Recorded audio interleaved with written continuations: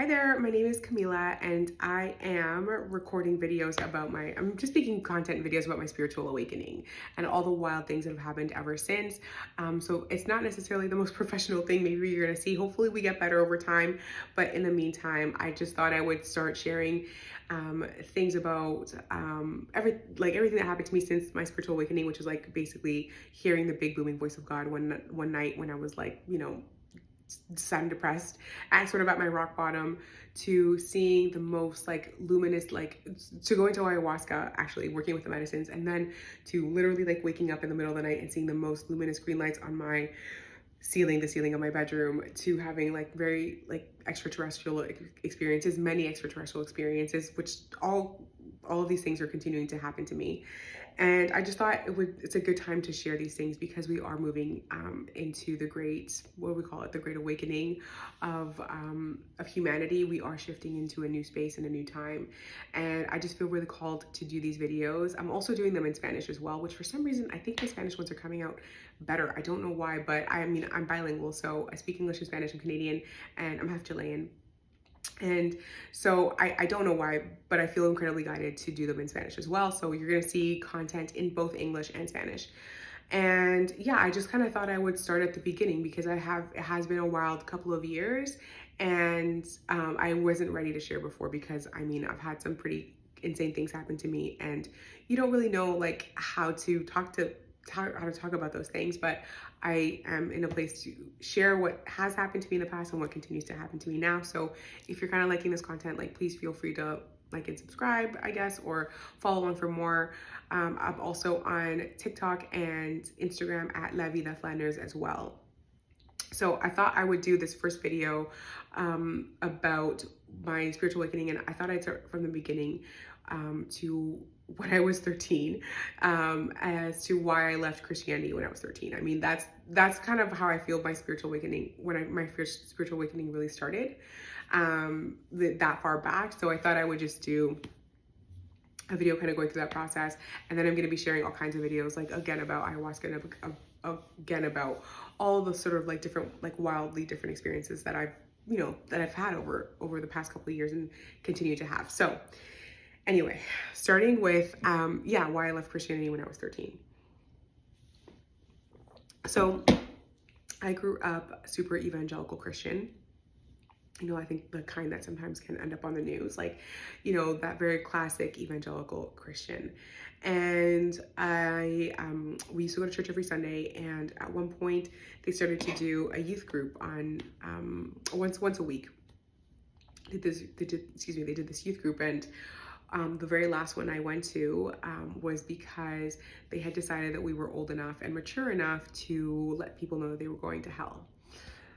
So anyway, so we go to a local building and we start going door to door, and we're all excited to do this, including myself. And the thing is, though, as we start to do it, I start to feel like this doesn't quite sit well with me. There's something about this that kind of starts to feel off. And the more we do it, the more the other kids do it, the more the kids do it, the more off it starts to feel to me, and the more like, just the more conflicted I feel about it, because I feel like we're supposed to be like we're doing something right, but for some reason internally this isn't feeling right, and I'm actually feeling like I'm actually quite what's the word? I'm actually feeling like we're actually doing something wrong, if that makes sense. So anyway, we continue to do it, and the more kids the kids do it, I'm like, I'm not doing this. So I decide to completely like blend into the background. Like I just become the wallpaper, and I'm like, I'm out. I'm definitely not doing this. And there comes this moment, because we get to really close to the end, and there comes this moment where I guess one of like the youth pastors or like youth kids, kind of older kids, sees me, and they're like, hey Camila, like you haven't done one yet, it's your turn. And I'm like, there's just no way. So I just kind of lie and I say, listen, I'm actually really, really nervous. Is there any way that I could watch a few more and then I'll do it? And that's my strategy. I think I'm just gonna be able to ride this out to the end, because we really are near the end. So anyway, a few more kids do it, and then they kind of call on me again, and they're like, Camila, you really should do one.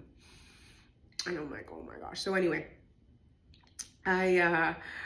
and what's funny is that they incentivize me by saying like, well, it'll be good for your public speaking skills. And I remember thinking, oh my gosh, I don't have a problem with public speaking. I just have a problem with this. So the long story moving in is that short going into it is that I really start to I knock on the door and I really start to feel like I'm this starts to feel crazy to me. Like, you know, when you're in that moment where like it's whatever you're doing starts to feel a bit surreal. Like, I'm in that moment. So anyway, so the girl who answers the door, it ends up being a Hindu girl, and that's relevant because, you know, it's like I love Hinduism now and I love Eastern philosophy now, so it does feel very guided. But in that moment, I'm like, why, God, couldn't I just get somebody normal? Like, why couldn't I just get somebody neutral? Like, you couldn't believe it. To me, like, she has the bindi on her forehead and it's flashing at me. I'm like, oh my gosh. Like, and it didn't seem fair because everybody else got a normal person. Like, everybody else got a neutral person that you couldn't tell if they had any specific denomination or anything. But there I am, like, and I'm like, oh my gosh, why me? Excuse me. Sorry.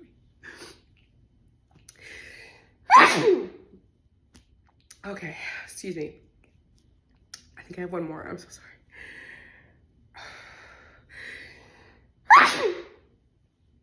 Okay, I'm ready. So anyway, I see her and I'm like, oh my gosh, like, why? So the thing is the truth of the matter is in that moment, it's probably about 90 seconds total, like really from beginning to end, like tops, maybe 60, where I start to read my script and I go like, you know, hi, would you like to come back to our church and accept Jesus Christ as your Lord and Savior? No, are you sure? Okay, thanks, bye. And like kind of like shut the door myself. Like, I promise you, it's so short. But in actuality, like the moment I start speaking to her, time slows down and it's like droom. And I remember, like, I'm speaking in slow motion. I remember I'm looking at her eyes. I have my script in hand and I'm looking into her eyes. And I remember thinking she was so beautiful. Like, I couldn't help it. Like, her beauty was so beautiful. And I remember in that moment, it was like seeing the entire universe in her eyes. Like, I saw all of the universe in her eyes. It's like I saw God itself, but it really was like just the universe in her eyes. And I remember looking at her and I remember thinking, man, she's so beautiful. Like, why is she going to hell? Like, how is she going to hell? She's so beautiful. Like, why would she be going to hell? Why does she have to go to hell? She's so gorgeous. Like, that doesn't make any sense. And then I started to think to myself, like, and how are we so sure she's going to hell? And that she's so bad. And then I remember thinking, and how do I know that she doesn't have something to teach me? And it's in that moment when I ask that question that I know that this is completely like wrong, that we shouldn't be doing this. And it feels to me like we're the ones dabbling in the dark arts and like she's fine. Like, she's gonna go to heaven. She's getting to the kingdom of heaven. Like, we're not gonna make it. Like, there's no way we're going. We're out. And anyway, so as I look into her eyes, this other thing occurs to me, like, you know, now about it is that, man, like, we were so, you know, casting this, you know, judgment on her that she was gonna go to hell and everything. And imagine she had said to us, like, you know, because I didn't know this at the time, that that Hinduism had been around 2,000 years, like, or at least as much before Christ. Like, imagine she had said that to us, like, hey, like, I beg your pardon, like, we've been around here for a really long time. Like, your prophet came and went yesterday. Like, I think you should really like stay in your lane and be respectful. And then to find out that Christ actually like went to India, went to Tibet, went to Nepal, if I'm not mistaken, went to Egypt, like, you know, studied among the gurus and the Buddhists. And, you know, wouldn't it make sense that if he didn't learn those miracles from them, that he would have strengthened whatever, you know, power he came with from them, because they're still doing that work to this day. You can find all manner of video on YouTube and all kinds of people who have gone to them for healings. It's not witchcraft and they're not with the devil. It's just the culture. It's just the culture of being a yogi, and it's the culture of being a guru, right? And so anyway, and then you find out that Christ actually like spoke of reincarnation. Like, you know what I mean? These are not like new, they're not new concepts. I think they're just new to us because, you know, we're now in the age of information, but this has been around for a long time. And in fact, he has a sainthood in India. I think they call him Saint Isa. So anyway, so all this is happening in my mind where I'm like, there's just no way we should be doing this, and we're gonna go to hell for this.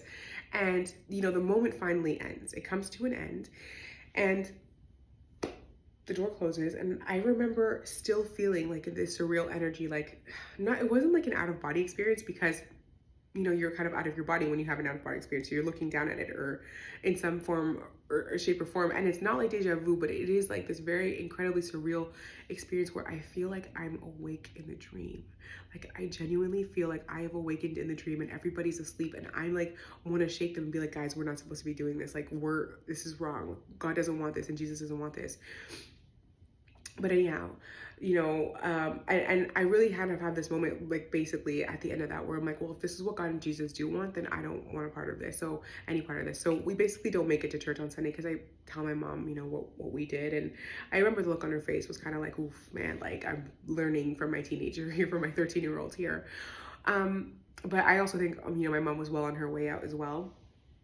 And from my experience, and this is just me being completely honest, is not to shade evangelists or Christianity or churches in general, but my personal experience was that I never really felt, loved in that place ever. I can say that honestly. I never really felt loved. I don't think I ever really felt, I don't even say respected, but I definitely felt judged and like I was meant to fit into a box for sure. But I don't think I ever felt anything other than that. And I think on the other hand as well, like, there's a lot of fear there, and that's what I felt like we were doing. I felt like we were distributing fear, like we were, peddling like fear pills to people. But in truth, I really did feel like there was so much fear there. And I think that adults forget that kids can feel fear, like you can say one thing, but kids know what's going on. And I remember sort of like feeling this fear, and I would call it like, fear from God, a fear of God's wrath, a fear of the devil for sure, and going to hell.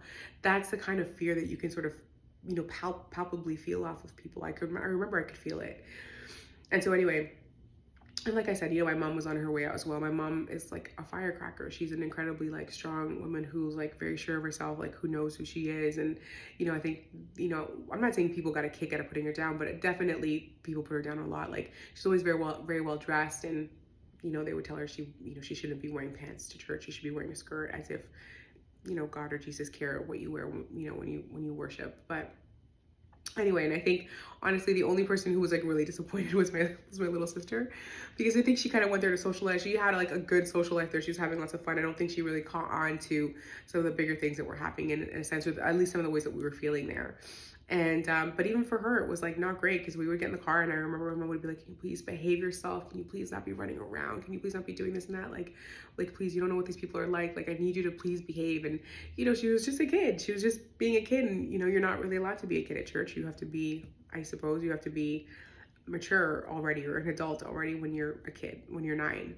So anyway, or 10 or whatever. So anyhow, we never go back to church, and I become, I guess what you would call like an atheist. But more than that, I'm very anti-God. Like I'm anti-God in every which way, shape, or form you can imagine. I'm just like, I don't approve. I don't like it. I'm not into it. And I wouldn't say that I was on a search for anything bigger ever, but I did know that there was something more. I just could never put it together. I definitely even wasn't spiritual. Like, I think I intellectualized a lot of spiritual books if I ever read them, like sort of in that, what was used to be called the self-help category, but is now like the wellness, section of books. Like I would always intellectualize. I didn't know how to feel into my body. I didn't know that there was like more going on here. I was definitely, and I would say this truthfully and honestly, it very much like in a more masculine energy. And I just, just didn't believe in anything. I didn't think there was anything out there. I thought we were kind of screwed. And fast forward to a couple of years ago, where I'm basically sitting on the floor of my apartment, or I'm sitting in my apartment, I guess, I don't know, maybe I'm not on the floor, but in the dark in my apartment. And I was scrolling through Instagram, and this is kind of like the silly part, but I kind of like fell for this boy on Instagram, which I think happens to everybody at least once. I don't know, maybe it's just me, but I think it happens. But anyway, I was kind of like scrolling through his Instagram pictures because he was so cute. And I remember asking myself, because I really was at this like rock bottom place in my life where I definitely didn't feel like any good things could ever happen for me or come in for me. When you get there and you kind of just like let life get to you like that. So anyway, so I'm scrolling through his Instagram, and I basically asked myself the question, like, man, like, why can't I have this? And I get a response, and the response says, no one said you couldn't. It's literally like, nobody said you couldn't. Those are the exact words, sorry. Nobody said you couldn't. And I remember shooting up And I start looking around everywhere in my apartment, like for who said that, because I heard it, like I heard it out loud. And I start running around, like searching everywhere, searching, and there's nobody there. Like there's nobody there. And then I realized, I'm like, no, wait, I said that inside. Like I didn't say it out loud. I said it in here. And the moment I realize that, the moment that happens, I'm like, oh my gosh, like what the hell was that? And basically what happens, I end up sort of getting filled up with this incredible light and love, you know, which I'm gonna do in another episode. Like I'll record that in um, yeah, just another video. But in the meantime, you know, really what I'm sharing here is like the wild, crazy things that have happened, because that was just the beginning. That was the beginning of all kinds of, like I said, crazy things that have happened to me, to like, you know, to getting downloads and messages at night, to like energy upgrades, I would call them, and all kinds of like wild, you know, extraterrestrial um, experiences, which we are continuing, which we're beginning to actually see now collectively as a whole, with, you know, the drones and the UFOs. And this is just the beginning, because we really are on the shift of the awakening for everybody. You know, it's not just for people who are spiritualists or people who are, you know, in the spiritual game, and not the people who are religious. Like everybody, we're all gonna get, you know, we're all getting that knock on the door of realizing that we're not the only ones here, that there's that we never have been the only species on this planet. We're not the only species in the universe, certainly, and that there are great forces being orchestrated, you know, to help us down here and to help us awaken. And yeah, that there's so much more happening down here that we can even imagine. And I'm hopefully going to be showing, you know, teaching or talking a little bit as well, like how to tap into those energies for yourself, because I definitely have been. And you know, again, like I've had, you know, wild things happen to me and continue to happen to me. So anyway, all that to say that if you're interested, please stick around, like and subscribe, I guess. Follow me on Instagram and TikTok at La Vida Flanders as well. That's where I'm at. And if you're interested in this content or things like this, because I have a lot to share. So yes, thank you for listening. Okay, thanks. I'm so funny. Okay.